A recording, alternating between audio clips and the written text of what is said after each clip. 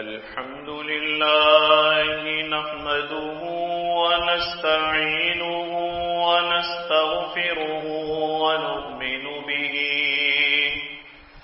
ونتوكل عليه ونعوذ بالله من شرور أنفسنا ومن سيئات أعمالنا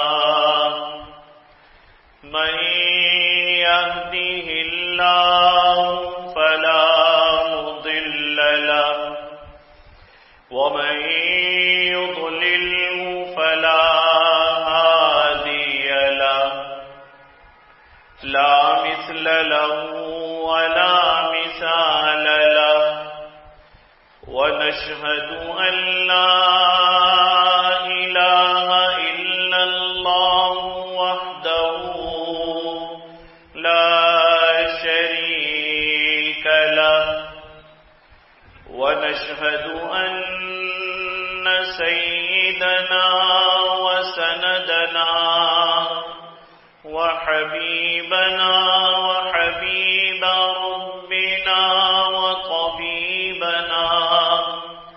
وطبيب قلوبنا ومولانا محمدا عبده ورسوله صلى الله تعالى عليه وعلى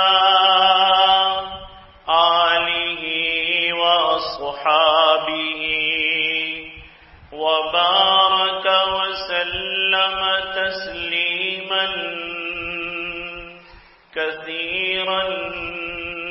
كثيرا مولاي صل وسلم دائما أبدا على حبيبك من زانت به العصور أما بعد فأعوذ بالله من الشيطان الرجيم بسم الله الرحمن الرحيم كل نفس ذائقة الموت وإنما توفون أجوركم يوم القيامة فمن زحزح عن النار وأدخل الجنة فقد فاز صدق الله مولانا العظيم وصدق رسوله النبي الكريم ونحن على ذلك لمن الشاهدين والشاكرين والحمد لله رب العالمين.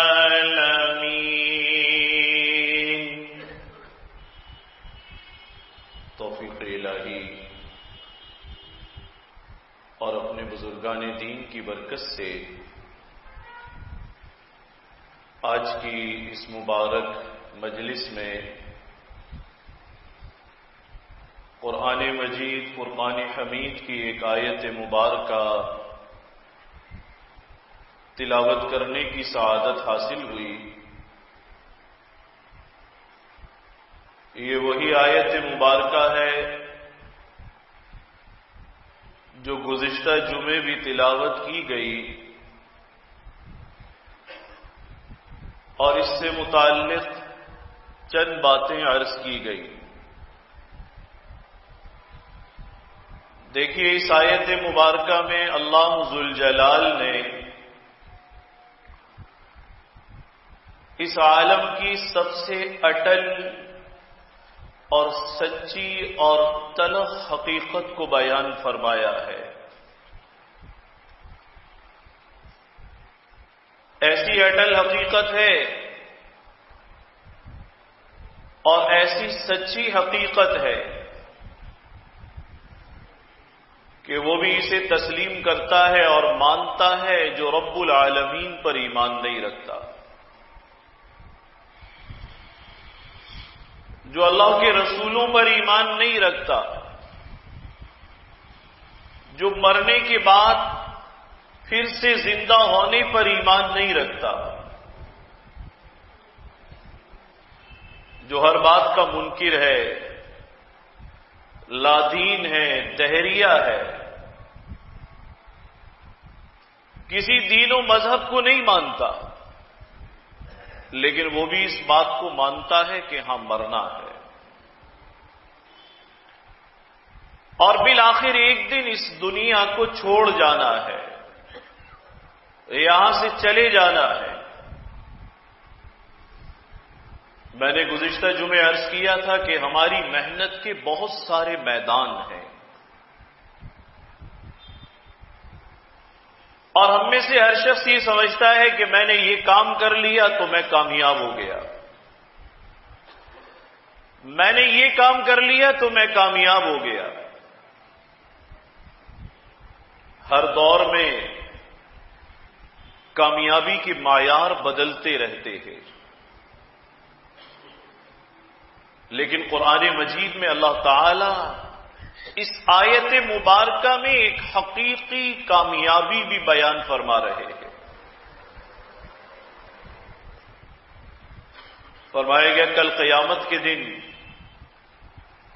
جو تم نے اعمال کیے ہیں ان کا پورا پورا اجر تمہیں مل جائے گا، بدلہ مل جائے گا۔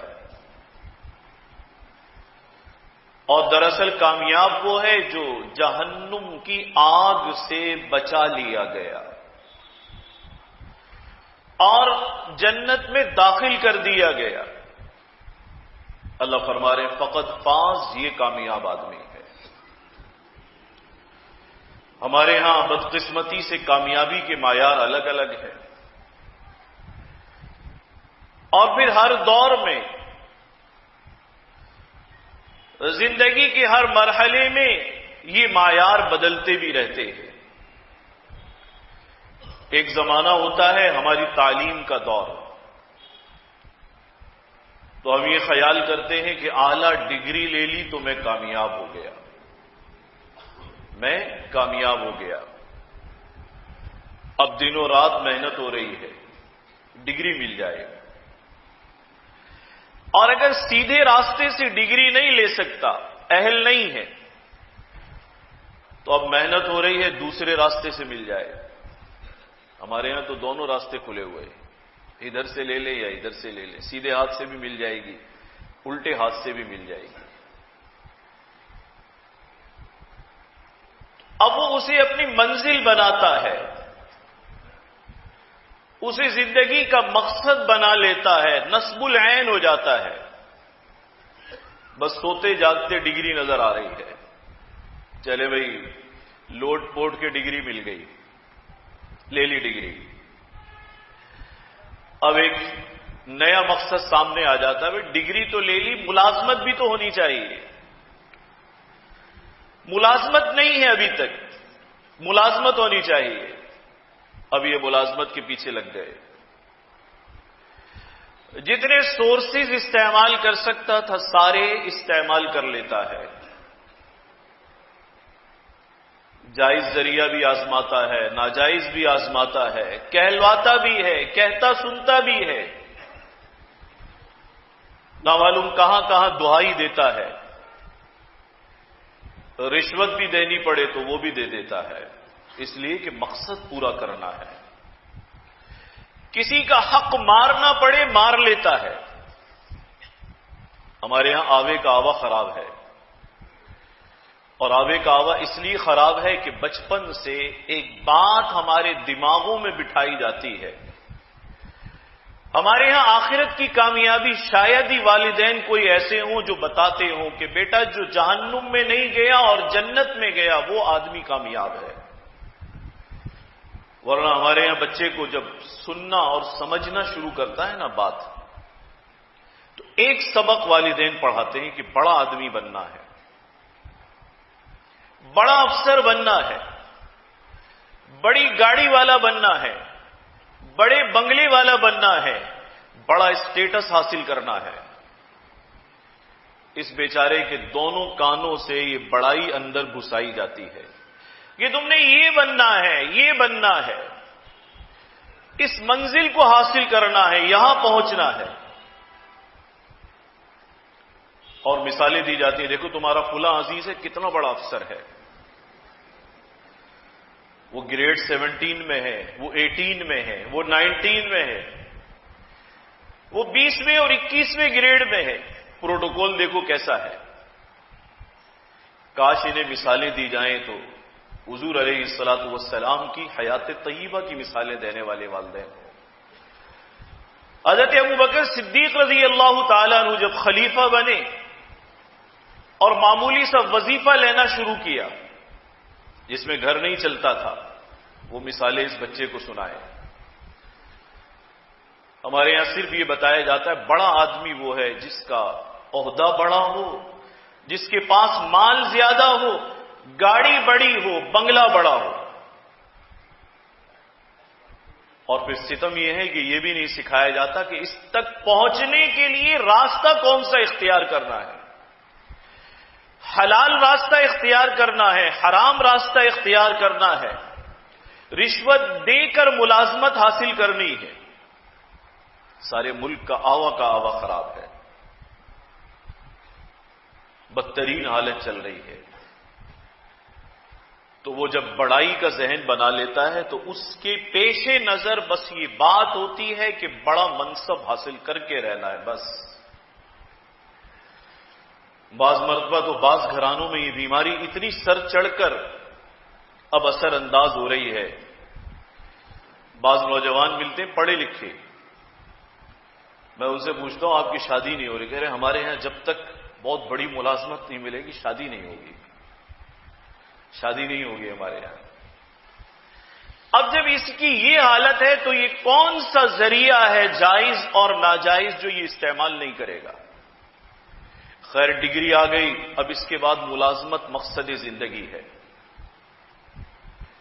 اسی لیے ہمارے ہاں اہل افراد پیدا نہیں ہوتے جو محکموں کو سنبھالیں، ہمارے ہاں ملازمت کا ذہن رکھنے والے ملازم پیدا ہوتے ہیں، چھوٹا ذہن رکھنے والے لوگ پیدا ہوتے ہیں جن کی ذہنیت اتنی محدود ہوتی ہے کہ میرا پیٹ بھر جائے اور میرا گھر چل جائے۔ ملازم ہے نا، یہ اداروں کے وفادار نہیں پیدا ہوتے، ملک و قوم سے محبت رکھنے والے پیدا نہیں ہوتے، اسے بچپن سے اس کی ذات میں سمو دیا گیا ہے، اس کے رگ و ریشے میں مفاد بھر دیا گیا ہے۔ اب یہ ملازمت کے پیچھے لگ جاتا ہے، جیسے بھی حاصل ہو جائے ملازمت، چاہے اہل لوگوں کی آرزوؤں کا خون کرنا پڑ جائے کر دیا جائے، الٹی چھری سے کاٹ دو سب کو، بدعنوانی کے راستے سے لے لیا جائے، پیسے خرچ کر کے عہدہ لے لیا جائے، لے لے گا، ایک کام ہو گیا۔ اب اس کے بعد خیال آتا ہے شادی کرنی ہے، اب مقصد زندگی شادی بن گیا۔ مقاصد وقت کے ساتھ ساتھ بدل رہے ہیں، کوئی ایک خواہش تو نہیں ہے نا جو زندگی میں ایک خواہش تو پوری ہو جائے تو بس ٹھہر کے کھڑا ہو جائے، ایسا نہیں ہے۔ اب جی شادی کرنی، شادی کہاں کرنی ہے؟ تو اس کے بھی ہمارے یہاں بڑے معیار بنے ہوئے ہیں۔ شادی وہاں کرنی ہے بہت حسین و جمیل لڑکی ہو، اچھا بھائی ٹھیک ہے، پیسہ بھی بہت زیادہ ہو۔ کبھی کبھی تنہائی میں ہمیں یہ باتیں سوچنی چاہیے اور سوچ کر اپنے اندر کی بو سونگنی چاہیے کہ مجھے اپنے آپ سے گھن آتی ہے یا گھن نہیں آتی، کیا ذہنیت ہے میری؟ ہر وقت صرف مال کی طلب ہے، ہر وقت صرف جاہ کی طلب ہے، ہر وقت صرف جھوٹی عزت کی طلب ہے۔ رشتہ ایسا ہو جو بہت حسین و جمیل ہو، صاحب آپ نے بھی اپنا چہرہ دن میں 4 مرتبہ تو دیکھا ہوگا. خود اپنا حسن و جمال بھی ذرا ناپ لیجئے، پیمانے پر تول لیجئے، کتنا حسن و جمال آپ رکھتے ہیں. لڑکی حسین و جمیل چاہیے، اس لیے کہ یہ خود بڑے افسر بن چکے ہیں. اب چھٹائی شروع ہو رہی ہے، زندگی کا ایک نیا مقصد ہاتھ آ گیا، نیا مقصد ہاتھ آ گیا. چلیں جی، اب اس ٹریک پر گاڑی چل رہی ہے، رشتہ ڈھونڈا جا رہا ہے. یہ بھی پسند نہیں ہے، قد چھوٹا ہے اس کا. یہ بھی پسند نہیں ہے، قد زیادہ لمبا ہے اس کا، خان صاحب سے لمبا قد ہے اس کا. یہ بھی پسند نہیں ہے، باقی خوبیاں ہیں اس کے اندر، لیکن اس کا رنگ اتنا گورا نہیں ہے. مجھے یاد آتا ہے، بچی نے خط بھیجا ایک مرتبہ. اس نے کہا ہمارے یہاں لوگ گھر میں رشتے دیکھنے کے لیے آتے ہیں، اور عجیب بات اس نے لکھی، کہا اس طریقے سے ہمیں دیکھا جاتا ہے جیسے کسی انسان کا رشتہ نہ ڈھونڈا جا رہا ہو، کوئی منڈی میں بھیڑ بکری خریدنے آئے ہو. اس نظر سے دیکھتے ہیں. ایک ایک چیز دیکھی جا رہی ہے، پرکھی جا رہی ہے. اور کبھی کبھی میں دیکھتا ہوں اپنا تو لولا لنگڑا بھی پیارا ہے، اپنا لولا بھی پیارا ہے، لنگڑا بھی پیارا ہے، اپنا کانا اور اندھا بھی پیارا ہے، اور وہ ساری خوبیوں اور کمالات کے باوجود بھی پیاری نہیں ہے. اپنے والے کے سارے عیب چھپا لیتے ہیں. آج کل شادی بیاہ کے دن چل رہے ہیں، ساری خرابیاں چھپا لیتے ہیں. میں آپ کو کیا بتاؤں، یہ موضوع بڑا دردناک موضوع ہے. بعض والدین اتنا ظلم کرتے ہیں، اتنا ظلم کرتے ہیں. بدکار اور بیکار اور بدقماش بیٹا اس کے عیبوں پر پردہ ڈال کر جھوٹ بول کر رشتہ لے لیتے ہیں. بعد میں پتہ چلتا ہے او ہو یہ تو شراب بھی پیتا ہے، گیدرنگ بھی ٹھیک نہیں ہے، حرام تعلقات کی بھی ایک لمبی فہرست ہے، کام کاج بھی کوئی نہیں کرتا، کچھ بھی نہیں کرتا، آوارہ بھی ہے، گالیاں بھی دیتا ہے، بیوی پر ہاتھ بھی اٹھاتا ہے، مارتا پیٹتا بھی ہے. کبھی کبھی خیال آتا ہے، پوچھ لیتا ہوں کہ بھائی آپ نے کیا سوچ کر اس بچی پر ظلم کیا، اپنے بیٹے کی حالت کیوں نہیں بتائی؟ جبکہ لازم ہے رشتہ کریں تو بالکل کھول کر پیش کر دے، یہ ہم ہیں، یہ ہمارا بیٹا ہے، یہ ہمارا کاروبار ہے، یہ ہمارا گھرانہ ہے. بالکل واضح طور پر کھلی کتاب کی طرح معاملہ سامنے رکھنا چاہیے. خدا کے لیے کسی کے ساتھ دھوکہ نہ کرے، جھوٹ نہ بولے رشتہ کرتے ہوئے. اور میں تو یہ سوچتا ہوں کہ یہ لڑکا تو اس کی زندگی اجیرن بنائے گا سو بنائے گا. یہ تو بیچاری دن بھر ہر روز آہیں بھرے گی، ہر روز جیے گی اور مرے گی. لیکن تم نے بڑھاپے میں جو اس کے ساتھ ستم اور ظلم کیا، اس آخری عمر میں جب تم قبر میں جانے والے تھے تو کبھی خیال آئے کہ یہاں زندگی میں اسے زندہ درگور کر کے جا رہے ہو، قبر میں تمہارا کیا اثر ہوگا؟ تو میں کبھی کبھی پوچھتا ہوں آپ نے حالات نہیں بتائے تھے بیٹے کے؟ اب تنازع ہو رہا ہے، جھگڑا ہو رہا ہے، تو ایک بات ایسی جو سننے والے کو بھی ذبح کر دے. کہتے ہیں بچہ ہمارا بے شک خراب تھا لیکن ہم نے سوچا شادی کر دیں گے تو صحیح ہو جائے گا. ارے کوئی بیوی ہے یا ورک شاپ ہے یہ؟ یعنی اپنا لولا لنگڑا بھی گوارا ہے، اپنا کانا اور اندھا بھی صحیح ہے.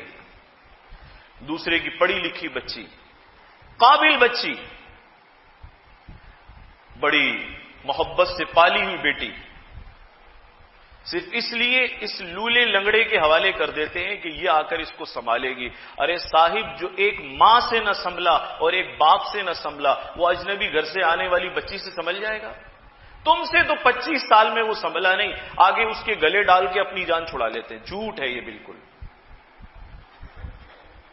اپنے بیٹے کو سدھارنے کی خاطر، اپنے آوارہ بچے کو سدھارنے کی خاطر کسی شریف گھرانے کی بچی کی آرزوؤں کا خون نہ کریں.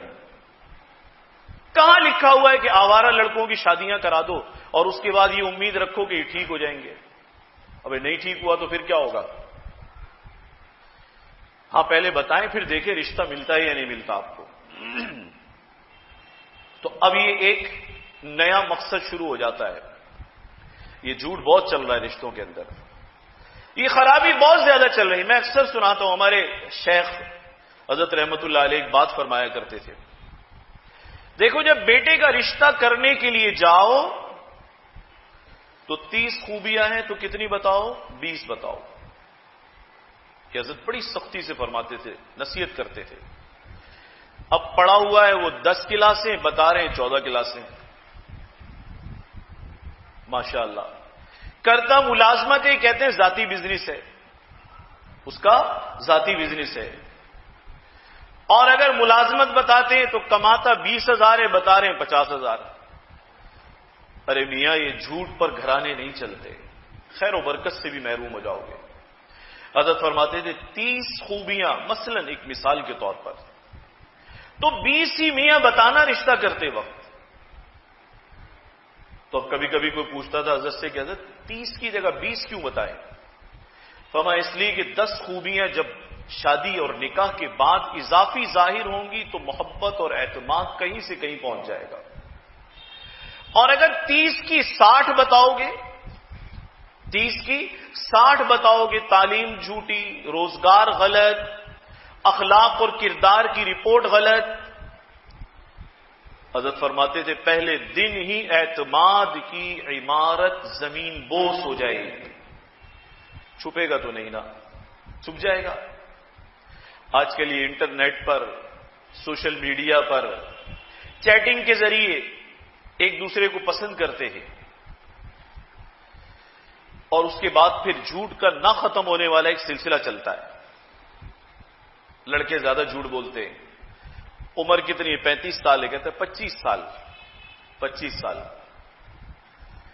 اچھا جی چلے بھی 25 سال کے بھی ہو جائیں گے، کوئی فلٹر ولٹر لگا کر 25 سال کے بن جائیں گے. یہ میں نے اس دن 2 ہفتے پہلے بیان کیا تھا نا، تو مجھے کسی نے کہا کہ کوئی ایسی ایک چیز ہے جو تصویر پر اگر اس کر دیں، کیا چیز ہے؟ تو اس روز میں بتا نہیں پا رہا تھا آپ کو، تو مجھے بعد میں کسی نے کہا تھا تو اس کو فلٹر کہتے ہیں. چلے جی وہ بھی ہو جائے گا. تو کیا ساری زندگی فیس بک پہ ملتے رہو گے؟ کیا خیال ہے؟ یہ سلسلہ وہی چلے گا کیا؟ حقیقت میں نہیں چلے گا. اب جھوٹ بول رہے ہیں اور ساری باتیں جھوٹ، A to Z ہر بات جھوٹ. اس کے بعد نتیجہ کیا نکلتا ہے؟ کہتے ہیں جی میرے پاس گاڑی بھی ہے، سائیکل بھی نہیں ہے اس کے پاس، ملازمت بھی ہے، بے روزگار بھی، جوتے چٹ کھاتا ہے، یہ پڑھا لکھا بھی ہوں، پتہ چلا انگوٹھا چھاپ بھی ہے. یہ ساری خوبیوں کی جگہ خرابیاں موجود ہیں. میرے عزیز صرف ایک بات بتانا، ایک تو تمہیں اپنی ذات سے اتنا جھوٹ بولتے ہوئے گھن آنی چاہیے، اور دوسری بات یہ دھوکہ دے رہے ہو یا دھوکہ کھا رہے ہو، یہ گھر چل جائے گا تمہارا، گھر چل جائے گا تمہارا، گھر نہیں چلے گا. میں ابھی باب رحمت مسجد میں سنا رہا تھا، وہاں پر منگل والے دن بیان ہوتا ہے. تو ہمارے یہاں دارالفتہ میں اللہ تعالیٰ معاف فرمائے، جو نکاح اور شادیاں ہوں یہ گھروں کی آبادیاں ہوں. اللہ جوڑوں کو آباد فرمائے، نیک خاندانوں کی تشکیل کا اللہ ذریعہ بنائے، اور اللہ تعالیٰ ان کے ذریعے سے نیک اولادوں اور نسلوں کو جاری فرمائے. لیکن یہ سب خیر پر بنیاد رکھی جائے گی تو ہوگا، جھوٹ پر بنیاد رکھی جائے گی تو کبھی بھی نہیں ہوگا. یہ اللہ معاف فرمائے 6 مہینے میں 8 مہینے میں خلا کے کیس، یہ جتنے اس طرح سے بھاگ کر، یہ باہر پسند کر کے جھوٹ بول کے رشتے ہوتے ہیں، 2 4 6 مہینے بھی چل جائیں تو سمجھ لیجیے سالوں چل گئے یہ. ورنہ تو اتنے جھوٹ والے رشتے ایک رات کے بعد چلنے ہی نہیں چاہیے. کیسے چل سکتے ہیں بھلا؟ چنانچہ وہ آتے ہیں یہاں پر معاملات، خلا کا مسئلہ آیا، پوچھتے بھئی کیا بات ہے، ابھی نکاح ہوا ہے، اب یہ خلا تک بات کیسے پہنچ رہی ہے؟ تو ہمارے یہاں وہ ایک عبدالرشید صاحب ہوتے تھے، وہ چلے گئے. تو وہ اس قسم کے مسائل میں آئے دن سنتے تھے. تو جانے کے بعد مجھے کہتے تھے حضرت یہ آلو والا مسئلہ تھا. میں نے کہا کون سا آلو والا مسئلہ؟ اکثر دارالفتہ مجھے کہتے تھے یہ آلو والا مسئلہ تو نہیں آیا تھا. تو وہ اس کو کہتے تھے کہ لڑکے نے شادی سے پہلے سب کچھ جھوٹ بولا، گھر بھی ہے، گاڑی بھی ہے، بنگلہ بھی ہے، تعلیم اور ایجوکیشن بھی ہے، روزگار بھی ہے، یہ بھی ہے اور وہ بھی ہے، اور ساتھ میں یہ بھی بولا کہ آسمان سے ستارے بھی توڑ لاؤں گا تیرے لیے۔ بعد میں وہ کہتے تھے اب شکایت پیدا ہو رہی ہے کہ آلو بھی نہیں لا کر دیتا، اس کی اوقات تو آلو لانے کی بھی نہیں، یہ ستارے توڑ کر کیا لائے گا، جھوٹا آدمی۔ تو یہ رشتے چلیں گے کیسے؟ یہ چلے گا کیسے؟ خاندان، نیک خاندان کی تشکیل کیسے ہوگی جب جھوٹ بولا جائے گا؟ ایک تو یہ کہ جی بہت حسین و جمیل رشتہ ہو، اب مقصد ڈگری ہو گئی، ملازمت ہو گئی، اب اسے شادی کرنی ہے، وہاں بھی سب جھوٹ چلا، ڈگری بھی جیسے لی سو لی، ملازمت بھی جیسے پکڑی سو پکڑی۔ یہ ہمارے معاشرے کے وجود سے رسنے والے ناسور ہیں۔ یہ اللہ معاف فرمائے، بعض مرتبہ جھوٹ میں صرف بچے حصہ لیتے ہیں اور بعض مرتبہ جھوٹ میں سرپرست بڑے اور بوڑھے بھی حصہ لے رہے ہوتے، وہ بھی اپنی عاقبت خراب کر رہے ہوتے۔ اب اس کے بعد جی بہت حسین و جمیل رشتہ ہو، یہ مقصد ہے، اور اس کے بعد پھر ایک مقصد اس میں اور شامل ہو جاتا ہے جی مال و منال والا رشتہ ہو، بہت مالدار رشتہ ہو۔ اللہ معاف فرمائے، جو صاحب حیثیت لوگ ہیں ان سے 10 بستہ عرض کروں گا، آپ رشتہ کریں اور خالص سیرت اور کردار اور اخلاق اور بہترین معاشرت کی بنیاد پر کریں، جہیز لینے کا تصور نکال دیں، آج بھی صالح نسلیں معاشرے کو ملیں گی، لالچ ہٹا دیں اس سے۔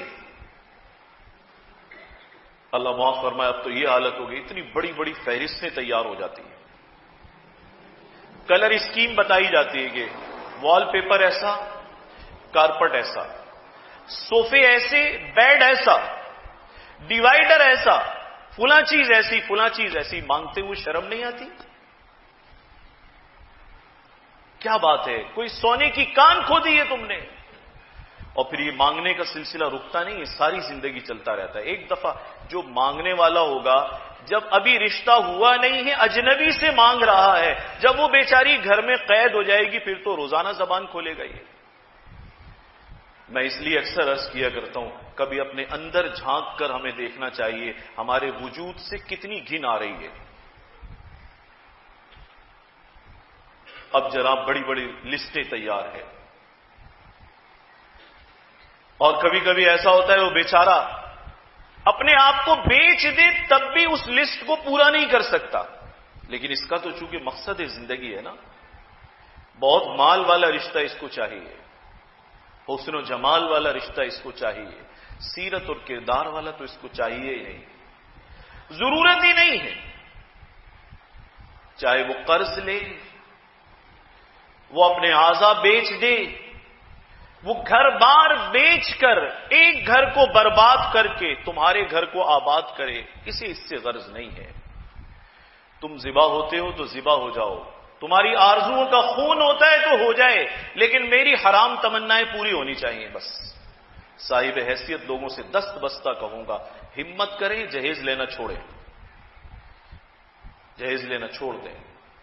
اور یہ رسم بیٹے والوں سے ختم ہوگی، بیٹی والوں سے ختم نہیں ہوگی یہ رسم۔ ہمت کیجیے، حوصلہ کیجیے، آگے بڑھیے۔ آپ کے گھر میں سب کچھ ہے نا، آپ کو ضرورت فریج کی نہیں ہے، صوفے کی نہیں ہے، آپ کو قالین اور کارپٹ کی نہیں ہے، الماریوں کی نہیں ہے، بھرا پورا گھر ہے۔ اللہ نے 300 اور 600 گز کا بنگلہ آپ کو دیا ہے، تو دل تو آپ کا اس سے بھی بڑا ہونا چاہیے۔ آپ کو ایک اچھی، با کردار، با حیا، سیرت اور اخلاق والی بہو کی ضرورت ہے، وہ آ گئی تو سارا گھر منور ہو جائے گا، جگمگائے گا سارا گھر۔ لیکن کیا کریں، صاحب حیثیت بھی اس طرف آنے کو تیار نہیں ہے، بھی کہتا ہے جی بہو ایسی ہے جو گھر بھر دے، گھر بھر دے۔ آپ ہمت کیجئے، کیوں ہمت نہیں کرتے آپ؟ کہتے نہیں سامنے والے دے رہے تھے ہم نے لے لیا۔ ارے بھائی، سامنے والے کی تو عزت کا جنازہ نکل جائے گا نا اگر وہ کہے گا میں خود سے نہیں دیتا، میں خود سے نہیں دیتا، اور یہ رسم نامعلوم کم ختم ہوگی۔ میں تو دیکھ رہا ہوں سلسلے بڑھ رہے ہیں، دراز ہو رہے ہیں، لسٹیں بڑھ رہی ہیں، فرمائشیں بڑھ رہی ہیں. میں نے بعض لسٹیں اپنی آنکھوں سے دیکھی. اللہ اکبر، پتہ نہیں کیسے لوگ پورا کرتے ہیں بھائی. ہماری تو سمجھ میں یہ بات نہیں آتی. یہاں تک لکھا ہوا ہے کہ جی اس کی دیورانی کے لیے سونے کا سیٹ، اس کی جٹھانی کے لیے سونے کا سیٹ. میں نے کہا بھائی اس سے بہتر ہے کوئی یتیم داماد ڈھونڈ لو، کوئی بیچارہ کوئی حیا اور خوف رکھنے والا ڈھونڈ لو. یہ یعنی اتنا کون پورا کر سکتا ہے؟ اللہ سے ڈرنے کی ضرورت ہے. اور جب اتنا ستم کر کے آپ اپنا گھر بسائیں گے تو یہ گھر بسے گا؟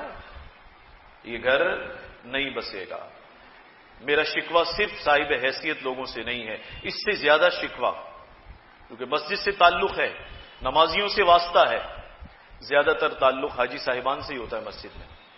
ان سے بھی بہت بڑا گلہ اور شکوہ ہے جو دین کا کام بھی کریں، علماء اور مشائخ سے بیعت ہوں، وقت بھی لگائیں، ان کی شادیاں بھی بالکل فری سائز کی ڈھیلی ڈالی شادیاں نظر آتی ہیں. کوئی عمل کرتا ہوا نظر نہیں آتا. معذرت کے ساتھ سارے کام کرتے ہیں، اپنے ہاتھوں سے کرتے ہیں، اور ساری رسمیں، رواج، جہیز، معاملات، مہندیاں سب کچھ کرنے کے بعد بھی وہ اسٹیمپ جو اس پر لگی ہوئی ہے تو دیندار آدمی، وہ اسٹیمپ تو انمٹ ہے، مٹ نہیں سکتی. وہ مہر تو لگ گئی جی. بس خدا کے لیے خیال کیجیے، ان معیارات کو بدلیے. یہ مقاصد نہیں ہے زندگی کے، یہ وہ چیزیں نہیں ہیں جن کے پیچھے دوڑا جائے. اپنے آپ کو درست کیجیے، ظلم سے اپنے آپ کو بچانے کی کوشش کیجیے. کسی کی آرزوؤں کا خون کر کے کسی کے گھر کو برباد کر کے نیا گھر بسانے کی کوشش نہ کیجیے. بہت کم خبر آتی ہے کبھی کبھی کہ لڑکے والوں نے لڑکی والوں سے کہا کہ جی ہمیں جہیز نہیں چاہیے. بہت کم، الا ماشاء اللہ. حوصلہ ہی نہیں کرتے، اہل علم نہیں کرتے حوصلہ. کہہ دیجئے کتنے کا سامان ہے، گھر بھرا ہوا ہے، اللہ نے حیثیت دی ہے، سب کچھ دیا ہے، کیوں ہمت نہیں ہے کہنے کی؟ کہاں بات گم ہو جاتی ہے؟ کیوں زبان لڑکھڑاتی ہے آپ کی؟ کہہ دیجئے کہ ہمیں ضرورت نہیں ہے، اللہ نے سب کچھ دیا ہے، ہمیں تو آپ اپنے جگر کا ٹکڑا دے رہے ہیں، یہی کافی وافی ہمارے لیے. لیکن صاحب حوصلہ چاہیے، اس کے لیے حوصلہ چاہیے. صدیوں کی رسمیں توڑنے کے لیے اور لالچ کا گلا گھونٹنے کے لیے بڑا حوصلہ چاہیے. اب یہ مقصد، میں مقاصد درج کر رہا تھا، زندگی کے مقاصد. وقت کے ساتھ ساتھ ایک مقصد پورا ہوا، دوسرا شروع ہو گیا. پہلے اعلیٰ ڈگری لے لے، یہ مقصد ہے. ملازمت مل جائے، جیسے بھی مل جائے، جس ذریعے سے مل جائے، رشوت دے کر ملے، کسی سے کہلوا کر ملے. اہلیت ہے تب بھی لے لو، اہل نہیں ہے تب بھی لے لو. اب اس کے بعد شادی کرنی ہے، اس کے اندر بھی وہی طریقہ چل رہا ہے جو ڈگری لینے میں چلا تھا اور جو ملازمت لینے میں چلا تھا، کہ یہاں بھی ایسی کی تیسی کی ہوئی ہے کہ خوبصورت ہو، حسین و جمیل ہو، سیرت اور کردار ہو یا نہ ہو، مالدار ہو، ہر ضرورت کو پورا کر سکے، ہر قسم کی ریکوائرمنٹ پوری کر سکے، جہیز بھاری دے سکے. اب یہ اس کا مقصد زندگی ہے، اور اس مقصد میں یہ کسی نہ کسی طریقے سے کامیابی حاصل کر لیتا ہے، کسی نہ کسی طریقے سے کامیابی. شادی بھی ہو گئی، شادی بھی ہو گئی. اب اگلا خیال یہ آتا ہے کہ اولاد ہو جائے. اگلا خیال آتا ہے اولاد ہو جائے. میں کبھی کبھی، اب وقت زیادہ ہو گیا، چھوٹی سی بات سنا کر بات ختم کرتا ہوں. کبھی کبھی نوجوان آتے، کہتے راتوں کو نیند نہیں آتی. کیوں نہیں آتی نیند آپ کو؟ کہتے شادی نہیں ہو رہی. اچھا پھر ہی چلے جی ہم بھی دعا کرتے ہیں، آپ بھی کوشش کریں شادی ہو جائے. شادی ہو گئی، اب نیند آ رہی ہے؟ کہتے اب بھی نیند نہیں آ رہی. نیند اب بھی نہیں آ رہی. اب کہتے ہیں اولاد نہیں ہو رہی. بس یہ کہ اولاد ہو جائے، بس یہ والا معاملہ بھی پورا ہو جائے. اولاد ہو گئی، اب نیند آ رہی ہے؟ کہتے ہیں بچے سونے نہیں دے رہے. اب روتے بہت ہیں. تو ہمارے تعویذ وہاں سے چلنا شروع کرتے ہیں پیچھے سے.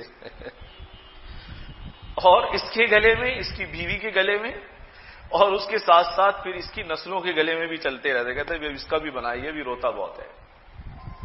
لیکن قرآن مجید مقصد کچھ اور بتا رہا ہے۔ انشاءاللہ اگلے جمعے اس پر مزید بات ہوگی۔ قرآن ان ساری چیزوں کو مقصد اور کامیابی نہیں کہتا۔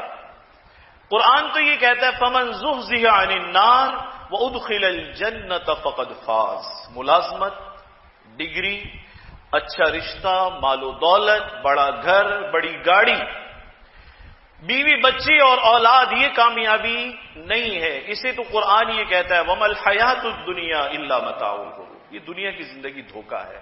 آج یہ چاہو گے ہو جائے، کل وہ چاہو گے ہو جائے، پھر یہ ہو جائے، پھر وہ ہو جائے، سلسلہ دراز سے دراز ہوگا۔ فرمایا جو جہنم میں داخل ہونے سے بچ گیا، جنت کا داخلہ اسے مل گیا، بس سمجھ لینا ساری کامیابیوں سے بڑی کامیابی دراصل یہی کامیابی ہے۔ آخر دعوانا